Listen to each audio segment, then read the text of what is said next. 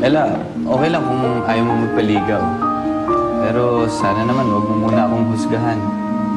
Kasi hindi mo pa ako kilala.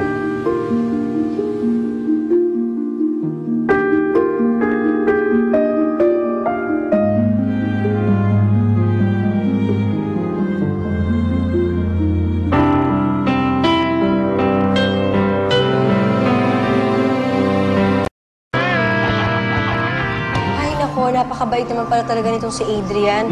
Biro mo, ha? Kahit inaway-away na siya ni Ella, andyan pa rin siya. Siguro gusto siya ni Adrian.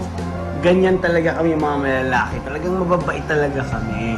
Tsaka din si Adrian, malakas talaga tama niyan kay Ella. Talaga? Sana ka bigyan ng chance eh. Dahil mukhang sincere naman to si Adrian eh. Diba, no? Pero hayaan mo na, kasi baka naman mamaya itong si Ella, natatakot siya na kapag sinabi niya kay Adrian, kung ano man yung tinatago niya, baka hindi siya matanggap, oh. Alam mo, ang pag-ibig, dapat yan eh, nalalagpas ang lahat, walang pinipili. Dapat ang pag-ibig, angat sa kahit na anuman. Wow! Parang alam na alam mo, ha? Parang minemorize. Tingnan na nga natin kung ano mangyayari.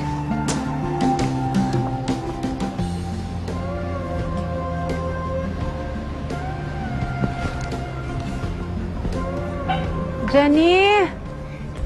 Bakit ba ayaw mo pang pumasok sa loob? Hinihintay ko po si Ate Nay.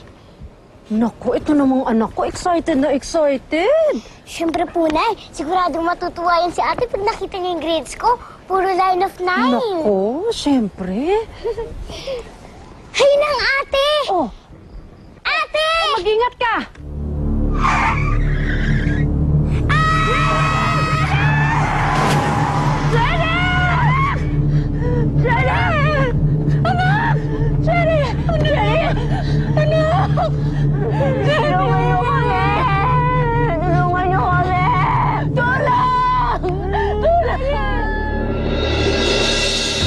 Anak, wala naman sanang masamang mangyari sa kapatid mo.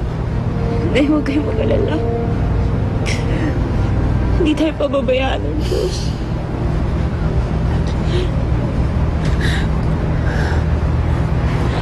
Adrian, kamusta ang kapatid ko? The doctors are working on her. Gawin niyang lahat ng magagawa niya para sa anak ko. Napakabata pa niya para mamatay. Hindi mamamatay si Jenny, Nay. Hindi. Kailangan maoperahan si Jenny lalo na sa madaling panahon. May namuong dugo sa ulo niya.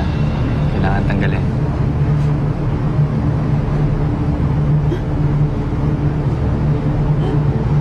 Magkano kakailanganin para sa operasyon? Ella, medyo malaking halaga. Magkano nga? Estimate ko mga 200,000. Diyos ko, anak, saan tayo kukuha ng ganong kalaking halaga? Gagawa ko ng paraan, Nay. Paano? Ako na pong bahala. Pwede ko bang makita ang anak ko? Opo. Sunod po kayo sa akin. Dito na lang po muna ako, Nay.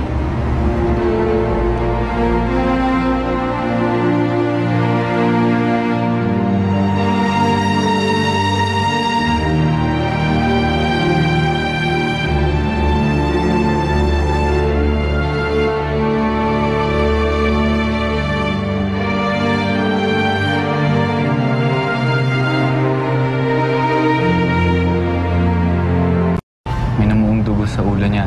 Kailangan tanggalin. Magkano kakailanganin para sa operasyon? Ella, medyo malaking halaga.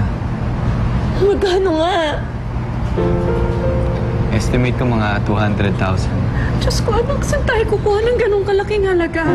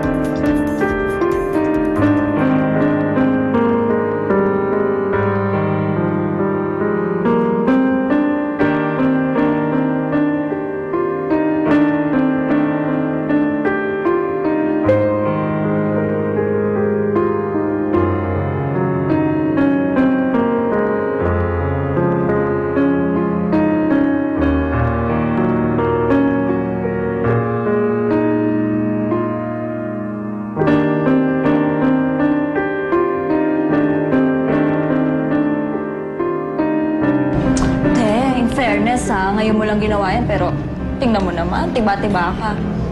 Uy, baka hindi mo na ako tinirhan na. Hoy, Naludi! Ikaw na, lumabas ka na doon. Ay, Eva! Teka. Kita mo na, Ella. Dapat dati pa ginawa mo na yun. Baka naman gusto mong lubos-lubusin na yung kita mo. Bakit?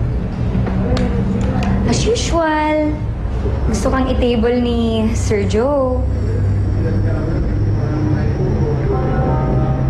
Sige, sabi mo, pwede ako. Well. Anong nangyari sa'yo at biglang nagbago ang ihip ng hangin? Hindi naman ako nagrereklamo, pero mas gusto kong ganyan ka lagi. Ngayon lang, dahil kailangan. Tsaka wala namang mawawala sa akin, di ba? Iti-table lang naman ako. Of course! Pero, depende na yun sa usapan niyo ni Sir Joe. Ang importante, magbibigay siya ng datong ng pera. Andalong